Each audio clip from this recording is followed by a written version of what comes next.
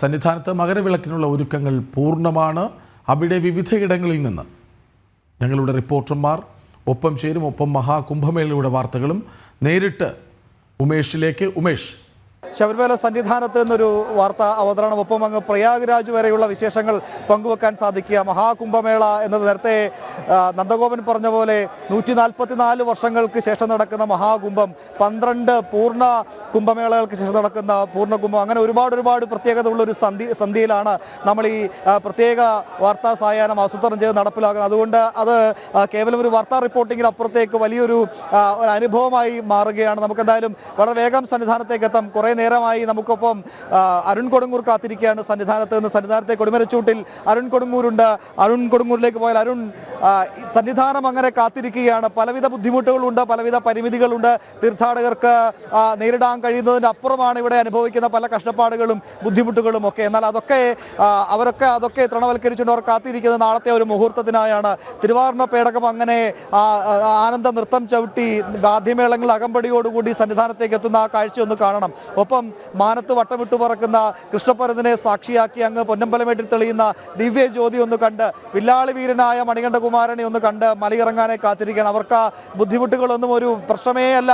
ബുദ്ധിമുട്ടുകൾ ഒരുപാടുണ്ട് എണ്ണിപ്പറഞ്ഞത്. എന്നാൽ ഈ സമയത്ത് അതൊന്നും അവർക്കൊരു പ്രശ്നമല്ലാതായി മാറിയിരിക്കുന്നു. ഞാനിപ്പോൾ മനസ്സിലാക്കുന്നത് അരുൺ ഇപ്പോൾ ഉള്ളത് എനിക്ക് തൊട്ടടുത്ത് തന്നെ കൊടിമരച്ചൂട്ടിലാണ്. എന്തൊക്കെയാണ് കൊടിമരച്ചൂട്ടിൽ നിന്ന് അരുൺ കൊടുങ്ങൂരിന് കാണാൻ സാധിക്കുന്ന പ്രധാന കാഴ്ചകൾ, അവിടുത്തെ വിശേഷങ്ങൾ, ഒപ്പം ഭക്തരുടെ തിരക്ക് എങ്ങനെയുണ്ട്? തിരക്കിനെ നിയന്ത്രിക്കാൻ 18-ാം പടിയാണ് ഒരു പ്രധാന വെല്ലുവിളിയായി പലപ്പോഴും സുരക്ഷാ ഉദ്യോഗസ്ഥർക്കൊക്കെ മാറുന്നത്. അതുകൊണ്ട് തന്നെ 18-ാം പടിയിൽ നിന്ന് എന്താണ് അരുൺ കൊടുങ്ങൂർ പങ്കുവെക്കാനുള്ള ഏറ്റവും പ്രധാനപ്പെട്ട വിവരങ്ങൾ, വിശേഷങ്ങൾ?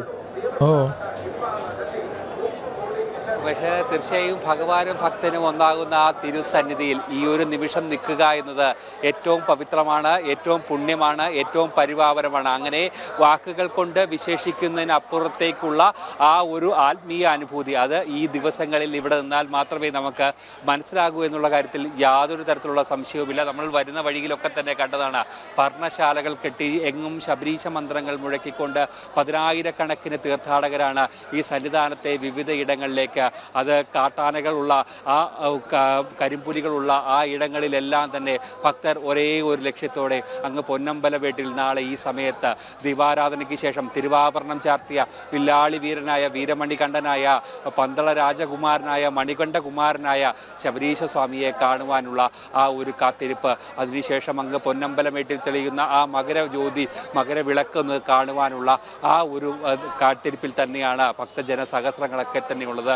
ഈ സന്നിധാനത്ത് ഉൾക്കൊള്ളാവുന്നതിലപ്പുറത്തേക്കുള്ള ഭക്തജനങ്ങൾ ഒന്നാകെ ഇവിടേക്ക് തമ്പടിച്ചിരിക്കുകയാണ്. മകരജ്യോതിയും മകരവിളക്കും കാണാവുന്ന എല്ലാ ഇടങ്ങളിലും, അതോടൊപ്പം തന്നെ തിരുവാഭരണ ഘോഷയാത്ര പന്തളത്ത് നിന്നും പുറപ്പെട്ടുകൊണ്ട് സന്നിധാനത്തേക്ക് എത്തുന്ന കാട്ടാറുകളും എല്ലാം കടന്ന് അയ്യൻ്റെ പൂങ്കാവനത്തിലൂടെ എത്തുന്ന ആ ഒരു തിരുവാഭരണ ഘോഷയാത്ര കാണാവുന്ന എല്ലാ ഇടങ്ങളിലും ഭക്തരെ കൊണ്ട് നിറഞ്ഞിരിക്കുകയാണ്. വലിയ രീതിയിലുള്ള ഒരു ക്രമീകരണങ്ങൾ തന്നെ ഒരുക്കിയിരിക്കുന്നു. വലിയ നിയന്ത്രണങ്ങൾ ഒരുക്കേണ്ട ഒരു സാഹചര്യമാണ് നിലവിലുള്ളത്. കാരണം വലിയ രീതിയിലുള്ളൊരു ഭക്തജനപ്രവാഹം സന്നിധാനത്തേക്ക് കഴിഞ്ഞ ദിവസങ്ങളിലൊക്കെ തന്നെ ഉണ്ടായിരുന്നു. ആ ഭക്തരൊന്നും തന്നെ തിരിച്ച് മലയിറങ്ങിയിട്ടില്ല എന്നതാണ് ഏറ്റവും പ്രധാനപ്പെട്ട കാര്യം. ഇന്ന് ദേവസ്വം ബോർഡിൻ്റെ വാർത്താ സമ്മേളനം ഉണ്ടായിരുന്നു.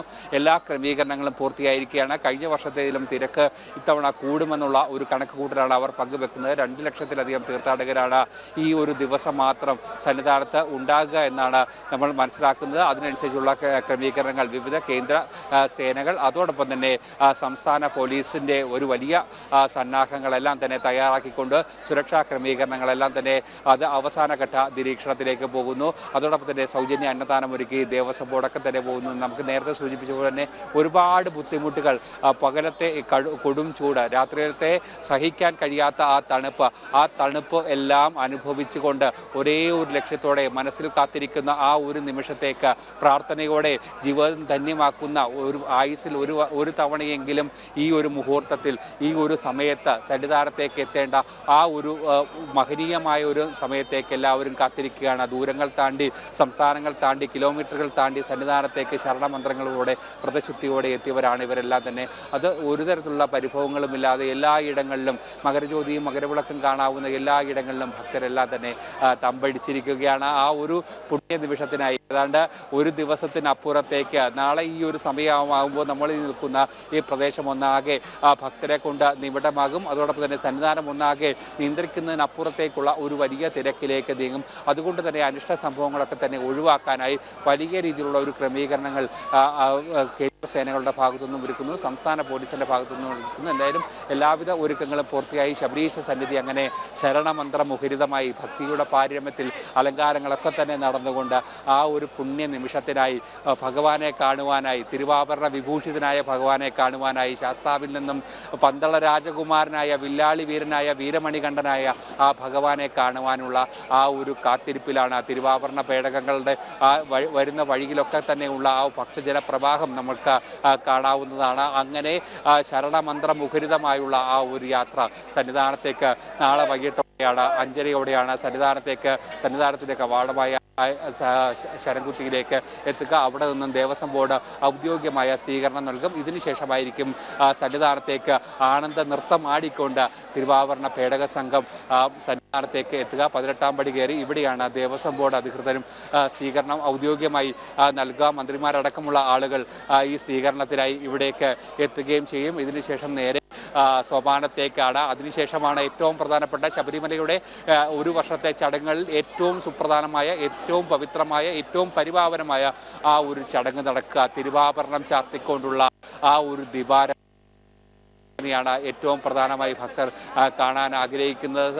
ഒരുപാട് സങ്കടങ്ങളും ഒരുപാട് സന്തോഷങ്ങളും ഒക്കെയായി സന്നിധാനത്തേക്ക് എത്തുന്ന ഭക്തർക്കെല്ലാം തന്നെ ആ ഒരു ദിവ്യമായ അനുഭൂതി നൽകുന്ന ആ ഒരു നിമിഷം. അതിനുശേഷമാണ് അങ്ങ് പൊന്നമ്പലമേട്ടിൽ മകരവിളക്ക് തെളിയിക്കുക. എന്തായാലും എല്ലാവിധ ക്രമീകരണങ്ങളും പൂർത്തിയായിക്കൊണ്ട്, എല്ലാവിധ ഒരുക്കങ്ങളും പൂർത്തിയായിക്കൊണ്ട് സന്നിധാനം അങ്ങനെ ഭക്തിയുടെ പാരമ്പര്യത്തിലേക്ക് ശരണമന്ത്രമുഖരിതമായി നിൽക്കുകയാണ്. സന്നിധാനം അങ്ങനെ എല്ലാവിധ ക്രമീകരണങ്ങളും സന്നിധാനത്ത് പൂർത്തിയായിരിക്കുകയാണ്. ഉമേഷ്.